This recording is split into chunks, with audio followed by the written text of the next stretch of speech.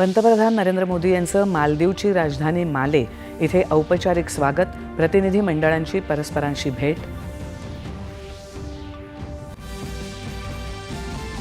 भारत आणि ब्रिटन यांच्यातल्या मुक्त व्यापार करारामुळे महाराष्ट्रासाठी अगणित संधी खुल्या, मुख्यमंत्री देवेंद्र फडणवीस यांची प्रतिक्रिया. पंतप्रधान नरेंद्र मोदी यांच्या नावे नवा विक्रम, माजी पंतप्रधान इंदिरा गांधी यांचा विक्रम मोडत 4078 दिवस पूर्ण करणारे पंडित नेहरूंनंतर ठरले दुसरे पंतप्रधान.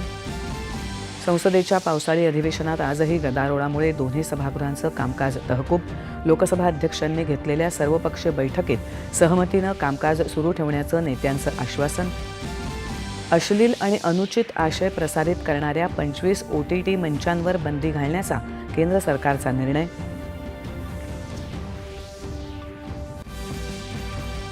चेन्नईत ICF इथे हायड्रोजनवर चालणाऱ्या पहिल्या रेल्वे डब्यांची घेतलेली चाचणी यशस्वी, रेल्वे मंत्री अश्विनी वैष्णव यांनी दिली माहिती.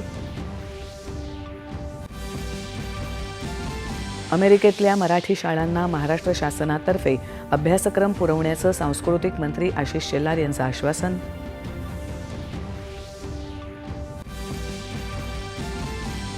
फिडे महिला बुद्धिबळ विश्वचषक स्पर्धेत भारतानं रचला इतिहास, भारताचं जेतेपद निश्चित.